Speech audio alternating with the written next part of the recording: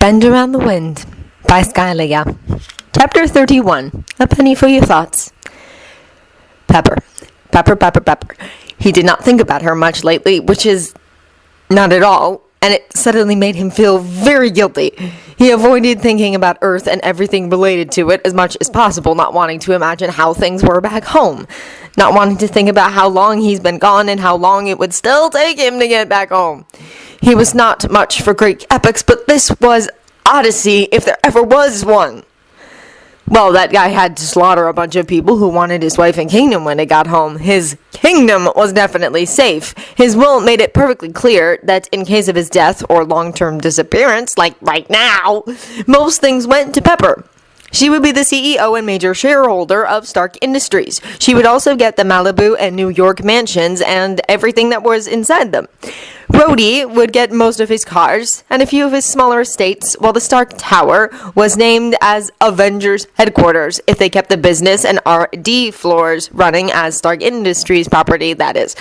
He knew that he made sure that his suits were secure. Jarvis had dozens of protocols for times he was not there ever since the Afghanistan incident. His workshop was definitely closed off to most. The only one who could get to his suits would be Pepper herself, and Tony knew she would not give them to S.H.I.E.L.D. or the military, not even if Rhodey asked. She knew Tony wouldn't want that.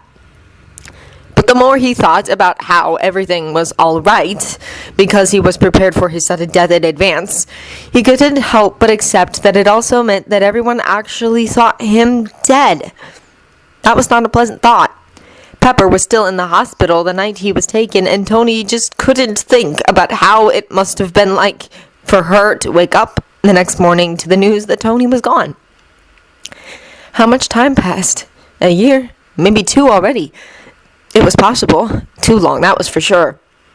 Now he made himself think about her because he had to. He had to remind himself that she was still there at home, running Tony's firm, protecting what was his. He had to remember her. He could have just stopped thinking about her just because it made things easier. It would not be fair. He had to keep her in mind. He did not need to use any of the new maps so far. He didn't even check them over yet, because this system was still covered in the ship's database. So he decided to fix his suit and work on whatever mistake caused his boot to fry mid-flight first. Working on his stuff always made it easier to think. Plus, Loki and Juyu were still glaring at one another all the time, so Tony was not too keen to be in the same room as the two of them. Juyu rarely came into his workshop, so it was a safe place. Stark, he heard, and looked up to see Loki walking inside. No, it was a strut. Loki always walked with a certain rhythm in his step, light and balanced like a dancer or a martial artist. It was probably the latter, but Tony was sure he could dance too. Nobody had so very coordinated limbs just from fighting. "What can I do you for, Cupcake?" he asked, and then mentally winced. He had a really bad nicknaming streak in the past few days, but he totally blamed Loki for it. But he didn't know why he kept thinking of desserts. Loki was as impressed by the moniker as usual, but he did not voice his disapproval again, as per usual. "Oh, you need not do anything," Loki said. "I merely wanted to show you something." Loki raised a curious eyebrow and watched as Loki strolled closer in his usual leather pants, loose shirt combo until he was standing right next to him.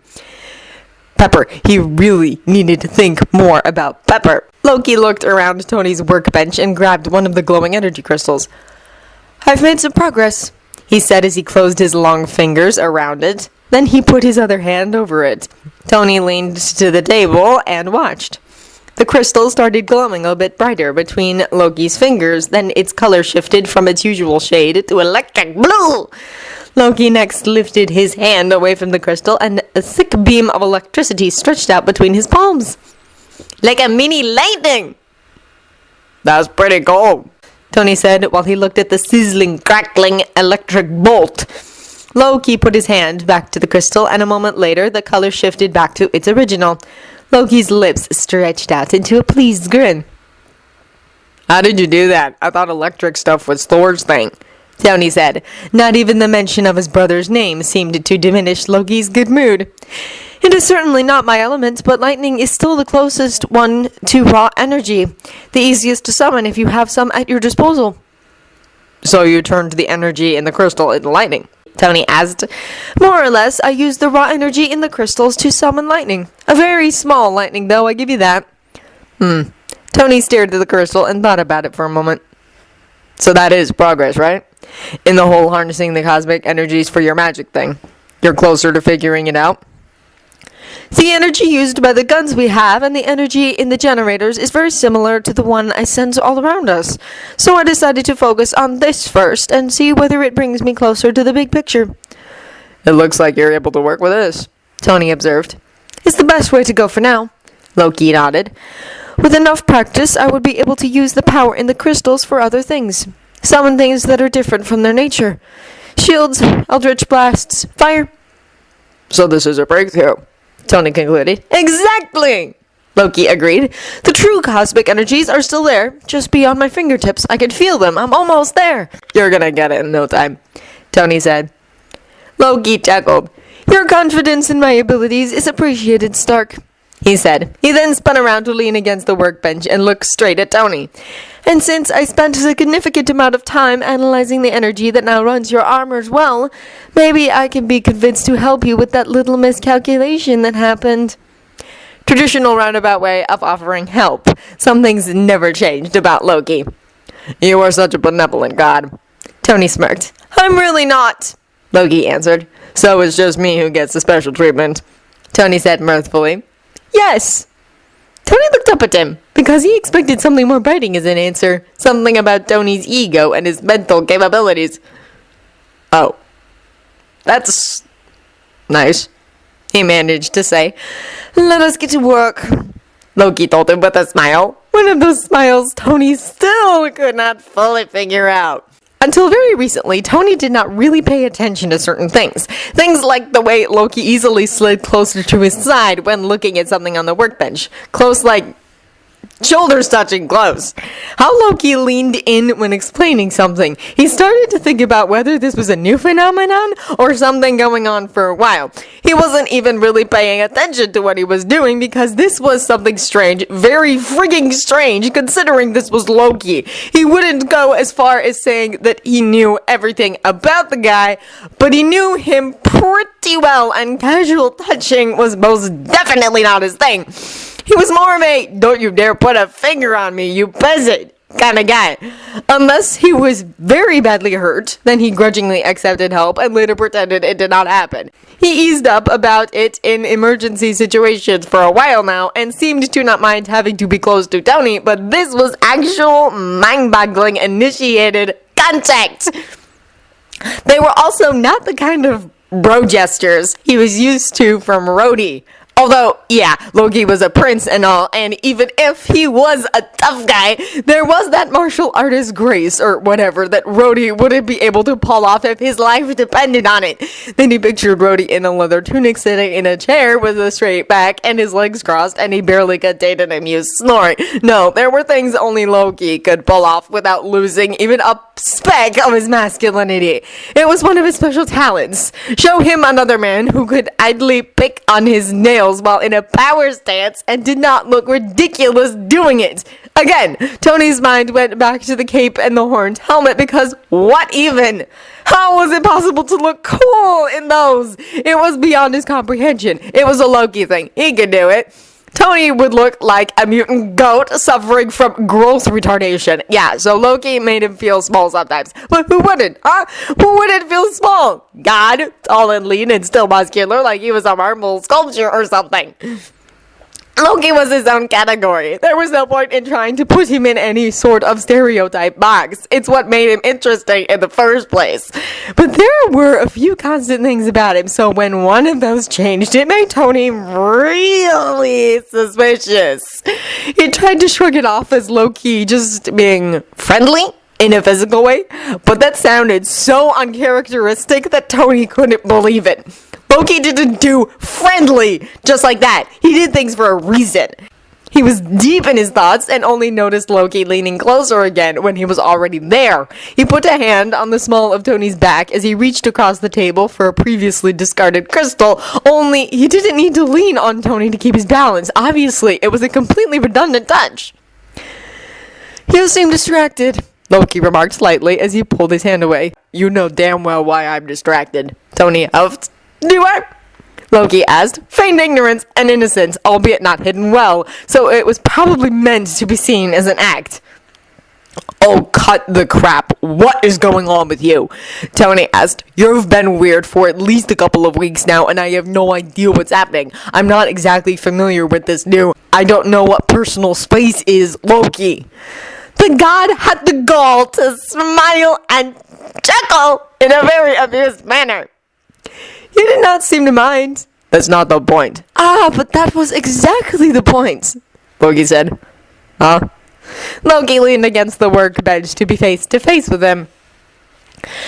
Let's say I've been testing the waters. Sometimes his mind deliberately didn't pay attention mostly to things he did not want to acknowledge, but it didn't take a genius to understand this one. Add Loki's steady gaze, it was quite telling, really, and his mind suddenly did not know whether to freeze or start running a mile a minute. You know how you react whenever I do this? Loki asked in a quiet tone as he leaned forward and slid his left hand up to Tony's right cheek. Two of his long fingers slid behind his ear while his thumb rested on the edge of his goatee. Loki leaned even closer until their faces were only a few inches away and Tony couldn't move. He just stared into darkened green eyes. Your breath quickens, Loki said, almost breathed the words. Your pupils dilate, he continued. Your lips part. He finished and moved his thumb until it slid across his skin just below Tony's lower lip. It's quite a sight, Loki. The god leaned in even closer until his face was right next to Tony's, their cheeks almost touching, but he still did not move his hand away. I wonder... if I slid my hand down to your neck, would I feel your pulse racing? He was close enough now that Tony could feel his breath on the shell of his ear, and still he had nothing to say. He just stood there, his mind running too fast and his body not operating right. Tell me, Stark, is your heart beating faster now? Yeah, he answered in a whisper, just as quietly as Loki spoke. It was true. His heart did start pounding harder in his chest, even if he did not want to take a closer look at it. Why? Loki moved again, moving his face closer, closing the distance, until Tony could feel the way his nose slid over his skin. How if Loki turned his head just a little more, if he tilted his head just right, they would be lip to lip. He would feel that almost cool breath on his mouth instead of his skin. He would be... His brain kicked into gear in one sharp moment, and he pulled away just before it happened. No, he managed. Loki's hand was still on his face, and he was still not exactly far away from him, but their faces were no longer touching. Stark? I have someone, Tony said quickly before he swallowed and licked his dry lips. I have someone waiting for me. Back home. Pepper. Dear God, sweet, kind Pepper. He should have pulled away sooner. He did pull away now, Loki's hand sliding from his cheek. But it stopped at his arm before he could move away even more, gripping him to keep him in place. Who? Loki asked. You don't know her, Tony said right away, getting his breath under control, trying to get this whole situation under control. He tried to pull away again, but Loki would still not let go of his arm. You did not mention her before, Loki said. It was not any of your business, Tony told him, and that did it. Loki let go of him. Tony almost stumbled back when it happened. He did not move too far away, only a step back, to have some of his personal space back. Of course. Why would it be? A colder expression replaced Loki's previous one, and yeah, Tony preferred the playful, almost kind-looking one better. Loki, look. No, far be it from me to deprive you of that foolish dream, he said in a cutting tone. It gave Tony flashbacks to the way things were between them at the start. Excuse me? I must admit that I did not expect you to be quite that naive. Thought you would be more of a realist, but I've been wrong before. What the hell are you talking about? This ridiculous idea of yours. That some woman is going to wait for long years despite all signs telling her that you're dead. Tony gritted his teeth at the unpleasant words. She's not just some woman, Tony gritted out, but Loki did not heed the warning in his tone. No, of course not. She must be perfect, and her eternal love for you will help her to keep waiting and waiting, no matter how hopeless it all may seem. She will just keep waiting forever. It happens all the time. In bedtime stories! He knew Loki was deliberately cruel. He knew it, and if he would have taken a deep breath to look at things clearly, he may have been able to figure out why. But right now he did not care. You don't know anything about her. Oh, spare me your praises, and how she is one of a kind, and not like any others. I've lost count how many times I've heard that from men over the years. You know how things always turned out in the end? They were all exactly like the others. Loki's face scrunched up in distaste. Do you have any idea how long you've been gone from Midgard? Even the way he raised his eyebrow was a mocking gesture instead of a curious arch Tony was used to see. Trust me on this, she is long moved on to live her life with a new man to warm her bed. Loki stepped back closer again and gripped Loki's clothes into tight fists, pushing him hard against the workbench. His heart was now beating for an entirely different reason. Don't you ever dare talk about her like that again, you understand me? Oh, he was angry, furious, right down to his very bone, and Loki's still cold expression did not help to calm down at all. I won't waste my breath, Loki sneered. I only speak the truth. That's why it makes you so angry.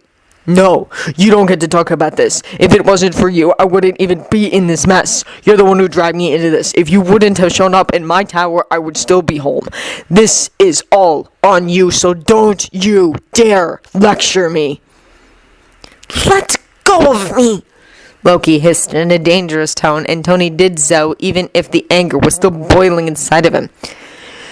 You're done with your tantrum? Me? I'm throwing a tantrum? You're the one being a bitch about this just because you've been rejected? Well, boo-hoo, grow up already. I have a life that was taken from me. People waiting for me back home. People who care about me, who won't give up on me so easily no matter how much time passes. And Pepper loves me, and I love her. Don't push your views on me just because you don't have anyone who gives a crap about you. Tony could literally see the moment a mask slid down on Loki's face, hiding whatever true reaction wanted to show itself. He saw the moment his green eyes dulled for a second and then glazed over before going completely blank. He did not clench his fists or change his stance. He did nothing, just stared at Tony. Then he huffed out a breath that was probably supposed to be a laugh, and a wide, sharp grin that nowhere near reached his eyes spread out on his face for just a brief moment. Well, at least that one is quite true, he said in a light, charming tone. It rang so fake that it jarred Tony's ears. Loki turned and walked away, back straight, not even tense, his steps wide and confident, but also a lot more forceful than any other times. Only now that Tony was familiar with Loki's light and graceful way of walking was the difference so striking. He really wanted to take his last words back. Loki! He called after him, but the other did not stop or turn around. He just left. Tony pressed the heels of his hands into his face and just breathed for a few moments. He was still angry, but now it was topped with a healthy dose of guilt, too. It didn't even make sense. He had a right to be angry, but he still wished he would have kept his mouth shut. He cursed and leaned on his workbench with both hands, hanging his head down between his arms.